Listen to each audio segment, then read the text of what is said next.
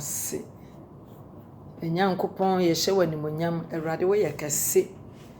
abode nyina wura ne obi a wode ne ho to so obiara ade nyina di bua no na sanso wie di yi enu na ma wo ye onyame wo ye special ye da wase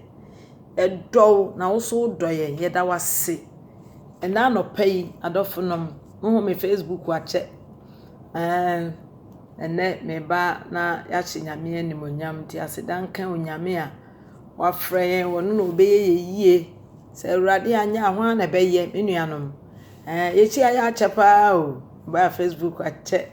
nti mo fa nche me na afi na ne awurade abie kwan na me ne wo be share kakra nya boni e wo nyame asem ho na ya no akọ man root timeline ho so healthy life wo ho a me pese obia wo follow me bia no wo enjoy healthy things na e wo sa timeline ho no enuane awurade e ma me ye ene de me konya ne baabi na me de nyina ba de wodi e betimi aboa wo e na say me no ye dwene ho yi sort ya se enti anopai ye hye onyankopon asem kakra na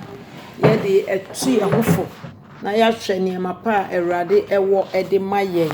so ho ane woni ama bebre ede ma na ma wo mu yeden wo mu do no enti wo a wo do awurade no na de pa no wo ba enjoy bi enti no me will just few minutes to share to welcome you onto this platform na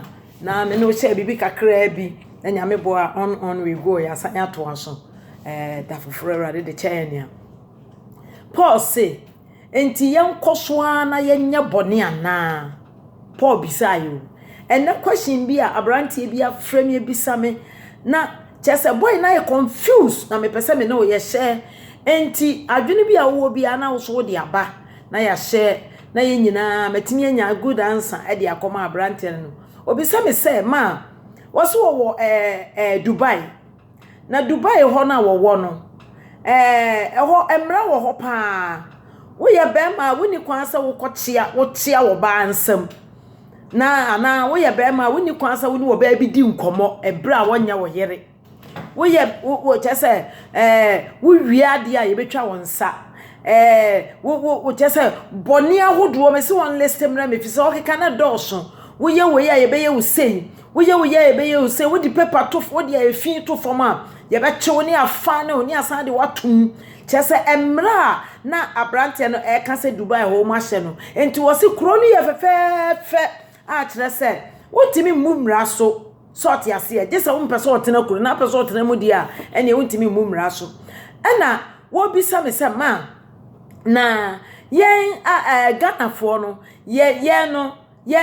adentina wo nya saa ne ma ntino krono eno kredie ni ade chese wo twa nkontompo kura wo ho bekere wo no saa ne ma nyina no ye adwuma e wo krono mu enti krono mu emu ye very peaceful pa wo di wo krono ne krono mu ye very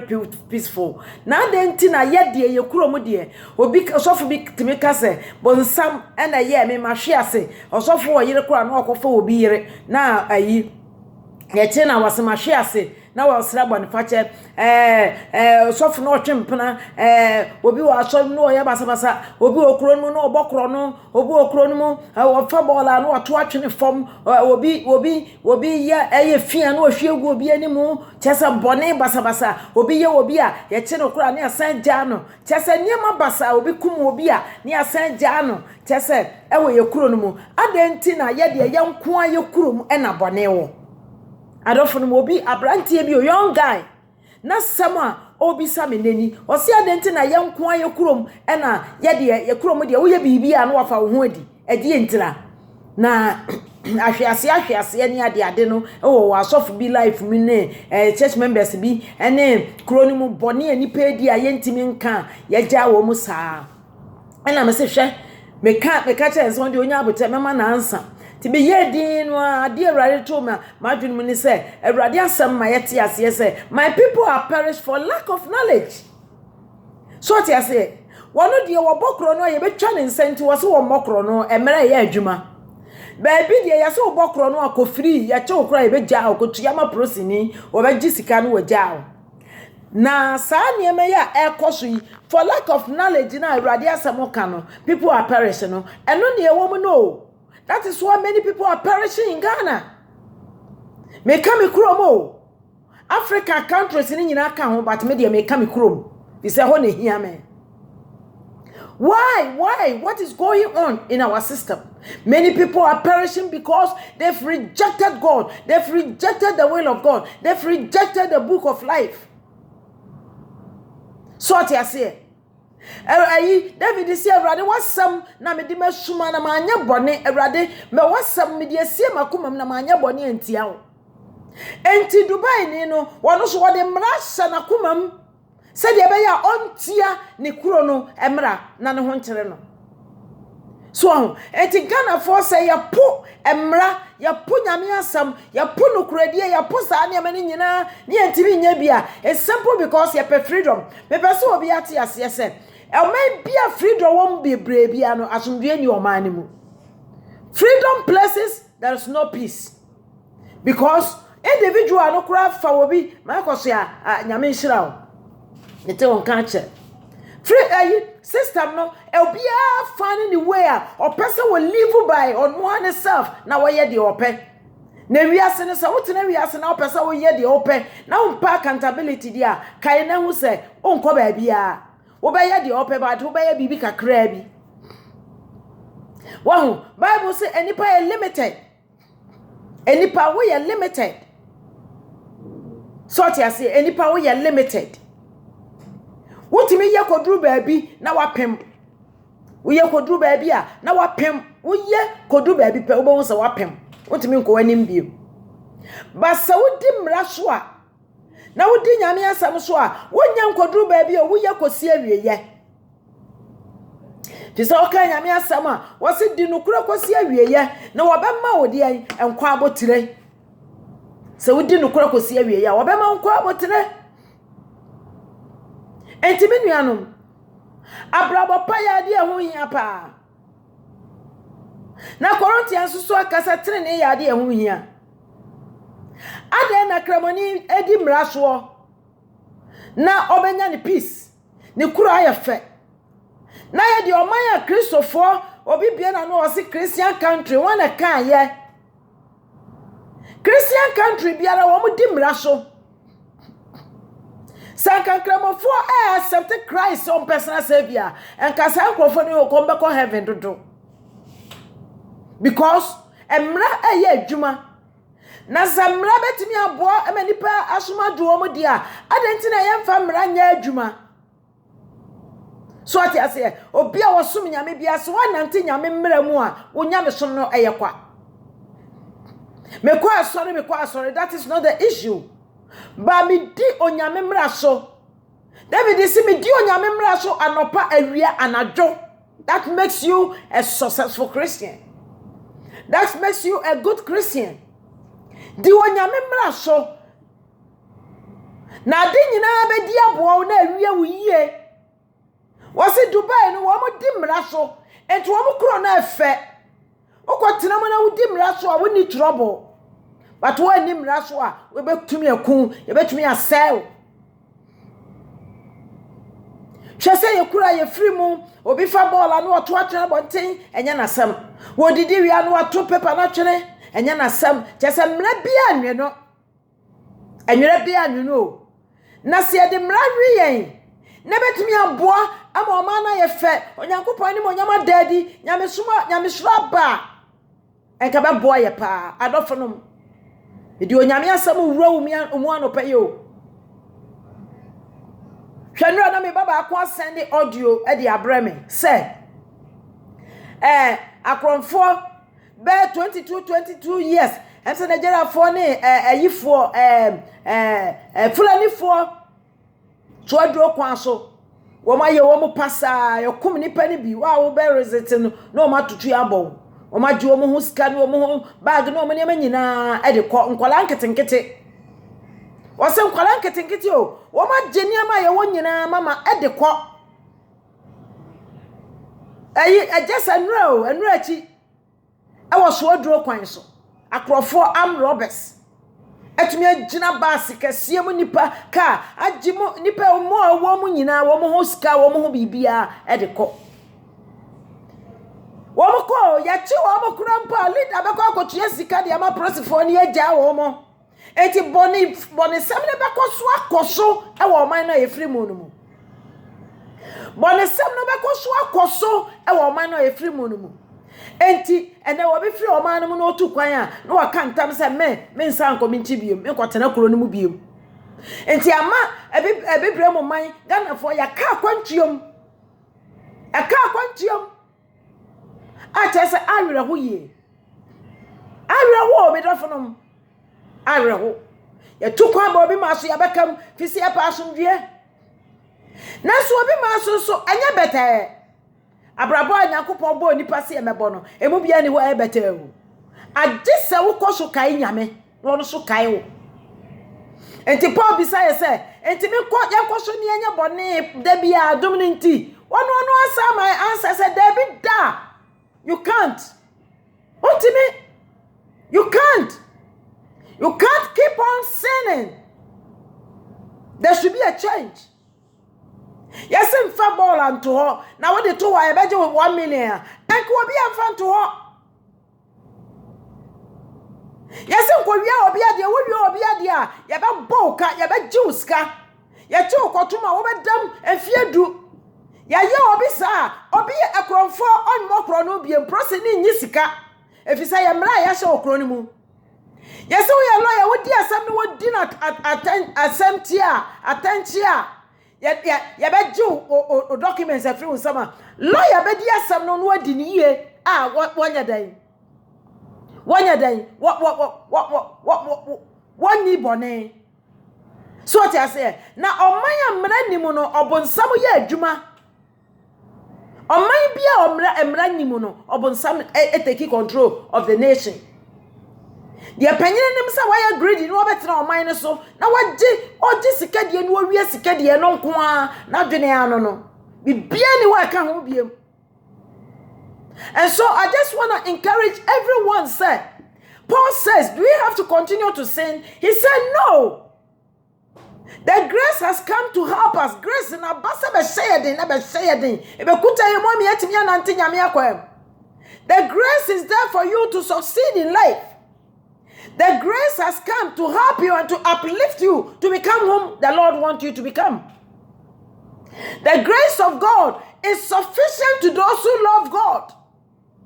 And so you cannot put this on yourself and say, because of the grace, I can do all things I have to do. Paul said we can do all things through Christ who strengthens us in a good way, not in a bad way. And therefore we must obey the law of God. We must obey the law of the nation, the law of the city. When we obey the law of the city, we will be more than conqueror. We got to do it. And let it be done. So I say, the guy was asking me, do we have to continue to say, go to your bonny and now? Adenti young kwan ye share say. Man ti young kwan that before kwan I say your bonny share say. Before kwan I say your body more so for share say. There's something wrong with us for our share say. What do you mean can say, but some that JJ me. Emra na nya adwumanti da bia bon sam JJ. Ye famla no nya adwuma emra no so ye buso a ye nya ye hwe na se wo bo Yakobon se mo adwaman wo bo adwaman ena ka awrade ama adwaman a wo bo no mo hia eno makamu ena mo ntimi nsori a ena obi ahuma da pa next time mo be bo adwaman. That says the Lord. So what I say enti boni biara wo be die na adofo no enye se wo nya akatua wo be nya akatua but honamo onyame obi oha no obo no kokko obi oso no agya wo saa wo boa wo ohwew na wo de wakọ atemu so sakramoni timi di mraso ema ni kuro ye di ade ne ye di ye ntimi ni mraso ema ye kuro nye ade ne ntimi ni kuro mraso ne nkene ni ye system ade ne ye ni mraso ema brabo ntimi nsi ye da fire ho adi ene enam wiase nyina ne ye de ye pe hey odofo wiase nya wo dia o obia ni wo ba asase we so asoye ne dia o wo betena ha wu we water flame we are limited a time come we just wiase we yato ho na dia wo di onipadua ye wakobu ho akonta bone nye menuanom bone nye awirahwo bone nye ebi di bone bone su bone nye wonua na wo betrust ne di ade ama na wo bekọ no wafa wo bekọ no obu ade ne ya 2 cities enso wo say ya 10 cities wonani chia bone se bone a wodie no enye adam na nya ne hwe ya che no kora ye beja no wonim sade a wo ye ne nua no eya bone kase enso wo be ye so ti ase ade a wo ye no wonim se nya o hwe se wodi wade ama obi se won hwe so ma wo be ko nipa kro no wafa ade no koye me ka amame e ka se ni mebo enso na ayeka bone o hwenyame anim na odi bone de atia wo adofo no kai na wo sa bone bia wo be bia akatua wo ho ene me ka bone ho asam indisciplined life in our nation wonya boga wo be bunu ama boga kra na wera ho wodi duku besa wo frabrochire wo trust ni pano wo wera hyeni mu wani dan so obetimi ayama adofonom enka kasafa o se wo ko trust no Gana ni na wo de wade ama no se hwema me akasafa fa wo de ya fa na wo do me na wo bra mi biadi enka se hwema me nkasa hwema me de wiase bone akatua ewo ho ade anya no kura wo se ya no kura no ewo ho Bible say no menka de odi atanchia wa wodi asama wo chia no Bible say no menka enti already no wunya ni asama no adwen ofa no kura no nyame wo de no me ato so eno menka wo a wofa obi ade anya wo dia Awurade asam na eka wo eno menka konkonsani eno kura no wo ho so wo se wonka eno wo twa nkontompo Awurade se no menka wo eno menka de wo se obi tegana wo mani nua bia ka akwantuom wakantama de se me nkofie biem de ani nuanom de aye no nti hwame de ayi mame wabekọ ni afa ni nyina wakọka na atwede hyentomam ye be fakura ni agya wa mo ama wanya nkọ atena se woni nyame ya be sa ku aka ho adofonom ofa de no na wonim se wo ba wo be ka ho asem nti no no do na adifo akonfo so se de be ya ye be ku wo na wo mabiem wo bi akokosra ni nua wa ma na sidan wo twitwa pictures abre no wo kwa okosua dan ni mu na yira ya aduane ama wone ne yire ne yire ne ko adi aduane no ade eche ye no wo mu efuru ne gu ho. What a sin behavior. Boni wo ku papa no akune yire because of say we sit dan am wo mu aba eba dadan ne mu nti oku wo mu boni o yekoya otosia ye hu se aduane wo mu de ye na poison wo mu no ye chi wo mu no obi akotwetwe sika ye ja sa nipa no onam ho enti mfa wo re nhye nipa mu adofo efa wo re nhye nipa mu o se wo de wo re nhye nipa mu wani ba bre wo se ba fem wo re ba ho na wo hwa ba hu aka ho so ti ase efi se boni ahye nipa atade boni afa nipa no mom boni ebibre mu men boni wo ba be dura brochire na wo kofie dia ene no waye musuo wo ko dia kwantuom hwenkola ibra wo mako bre wo nkrofo man so ode ne sika beba no wo bi afa Odine sika ba odi na ya ade mama obeba na nipa kura fa ni ade ni nyina bone ne wiase bone bia wo bedie no eda wani mo twan e wo akatua wo ani mo ho me amene wo kase me ya victim ade bia ni wo di fra kwantwem kodu fi a wo koto na somduem ense ya ni afa so ho efise ye de ye krom de bone nya hwe hwese wo sofo mu atimi asansuo egu barrier mu de asi asori dem na wo mago nyina nsoso no wo mu nyina wo nya nipa me ho sansamanfo ko so bia ye nyame abode nyame dia bia no onko ekotran samanfo asafo wasansuo egu barrier mu de asi ho ana wa wura nsuo no mu adware anne atetintasio adwunso gumu sa awurade se wonye wei won fa mbrese church no wote nsuo no mu na wasa ode glass samawa na wo anom na pe asori panyin abenom asori panyin abo asori panyin aboa akwaje nsuo na nom wakwaje nsuo na nom church members nyina agi osofo ne ho nsuo na wo barrier na wo gina mo no mu ene ne supporter wadi gina mo no anom nsuo no enti shed ade a ekoso wo wiase sofo ne ya demon nti bone ana wo die bone na bone akatua eya nimguase ne owuo obi a odi bone biara owuo na owuo enti ni bone entra wiase sumunyame ye fa wo wira se wo nyankopon mu na sumunyame ye na wo sumunyame ye a nyankopon ma wani mu wiase da wonya bi da David se maya abofra mabaya panyine me hu otere ne nia na sefo asresrade da woni wasefo mo nsrade da nyaminti sorti ase se wudo wo sha Kristo anasi dinya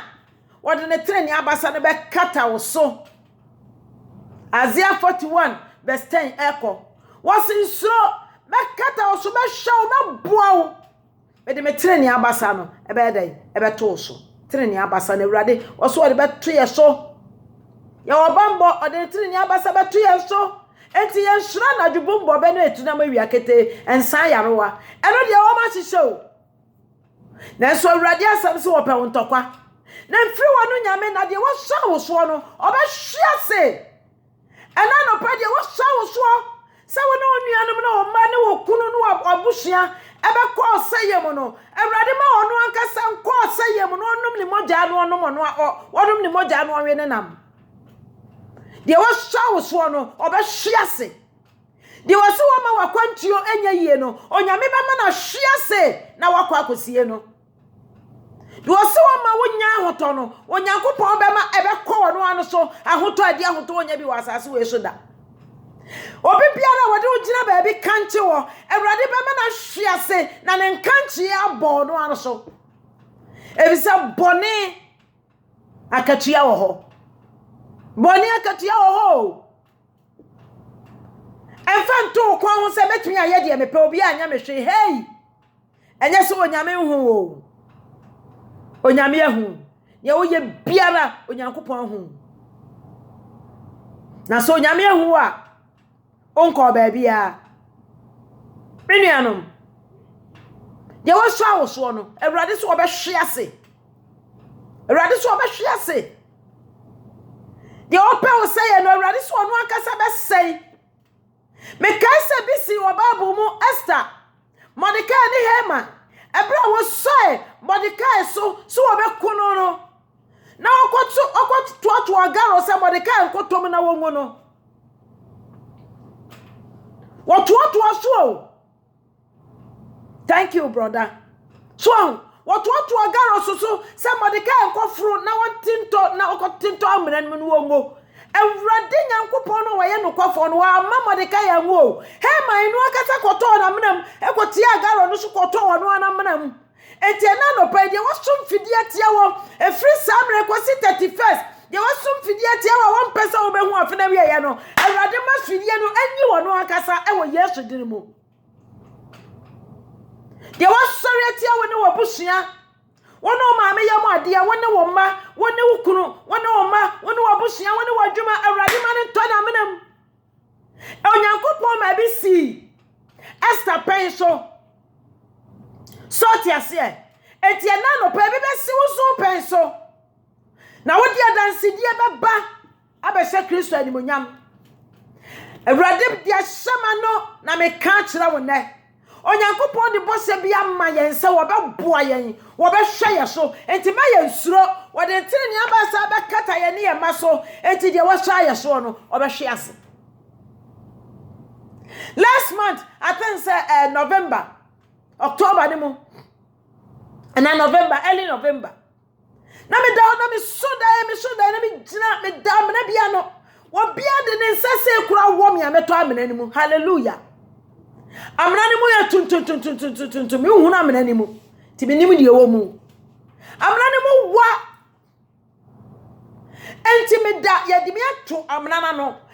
na ya baba me nsam sei bibia kam ya beto amena ni mu na me to si amena na no na me na sensen amena ni mu hallelujah enti de me ho asa papa bia be gina onam se papa na wo mo me wo se baboa obaboa me no wo so me mu no ontimi so me mu me nsatia wo epe na otimi so ye enti asa wo twe na so ja me so meto amena ni mu o adoforom Satan wo ye kromfo wo ye desefo enti na de wo be di boni atia wo no onyame be twia ne ka se de ne nyuma siti ye nyame twia bo nsam ka wo twia de bon ye ni ka won kasa wo di boni afa wo adi o boni bia wo be di biara wo nyame be twia wo ka enti boni na ka twia e wo ho eni wo wuo nya nim guase